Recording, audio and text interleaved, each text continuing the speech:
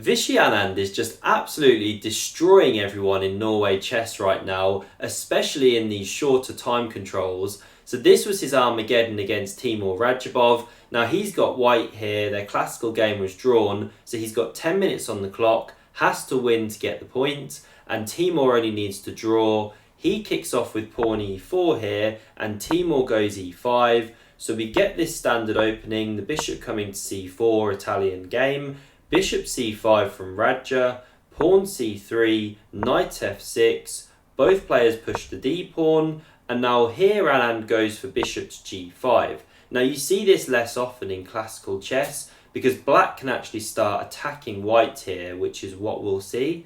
So pawn h6 from Radja, the bishop drops back, and now he just spends a couple of moves here waiting for Vishy to actually commit the king. So he goes a5, now Anand develops the knight, he drops back this bishop, and after castles here, now he strikes with g5, the bishop drops back, and this is one of the risks for white when you play with the bishop g5 system, is black can actually start attacking you very quickly, and this bishop here can turn into a horrible piece if you're not really careful. It's kind of entombed right now, and after black castles here, rook e1 from Anand, now we see the whole point of the black setup. Knight to h7, you actually protect this pawn again, queen and knight are now covering it, and so you're prepared to go h5, h4, and actually trap that bishop. Sometimes the king's also coming here or to h8, then you can push pawn f5, so actually black gets quite an initiative in these lines. So Anand goes h3 here, he doesn't want his bishop getting trapped.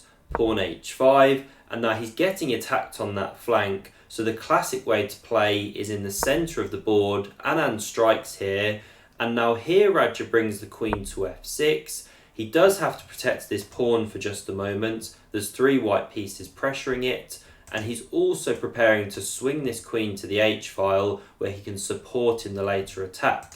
Plus this one's now pressured as well, and so this is why Vishy goes bishop to b5. He wants to take some of the pressure off his centre here, and we'll see he wrecks the black pawn structure, acts as a source of counterplay for him later in the game.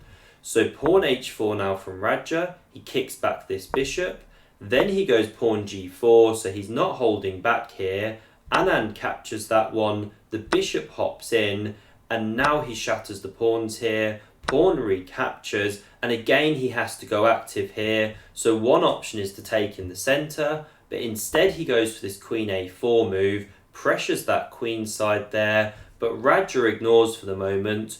Good move, pawn to h3, he's just getting on with his attack here, and Anand just plays a nice safety move here, bishop to g3, so he overprotects this f2 pawn. You've got this whole x-ray stuff going on, he wants to keep his king safe, and if black captures there, the king can retake, you're holding your knight, you're doing okay. So queen h6 was played by Radja. He now wants to capture, force the king, then come in here with check, get some attacking stuff going. So Anand actually takes there first. The queen still comes in, into the danger zone, but great move now by Anand. Rook e3, he's actually x-raying that queen through these couple of pieces, adding defence to his king, yes, but also it can become an attacking piece. And now here Radja goes wrong, really badly wrong in fact. So he should carry on here with pawn to f6. I let Stockfish run to about depth 27 here, and that's its top move, just to overprotect this pawn here. You also cover g5, you maybe give the king some room in certain lines, but what here Radja did in this position was drop the bishop back to d7, cover that c6 pawn, but this gives Anand an amazing tactical shot. Can you find the move here? So he plays knight takes on e5. Just a brilliant attacking idea, he found it so quickly, and now you have to take that one, your bishop's attacked, your whole position's collapsing, so the pawn recaptured, now he takes with the bishop, and he uncovers the rook on the queen, plus he slices down here, the king can't actually move anywhere, so after queen h5, rook g3 check, now Radja has to block with a piece, and here he goes really badly wrong. He should block with the knight, although still white's a lot better after bishop to f6 here.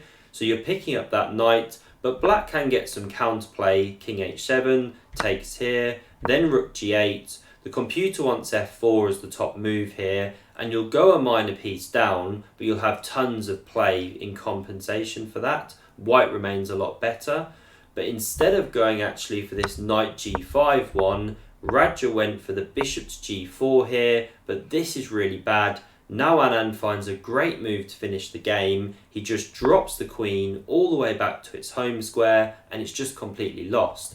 You can't go knight f6 to cover, or you get that one taken. If you go f5, we take here, then pick up the bishop. This is collapsing. Radja resigned after 25 moves. So Anand is just absolutely on fire. If you want to see him playing against Magnus Carlsen in the Armageddon, click here. Thanks very much for watching. See you soon.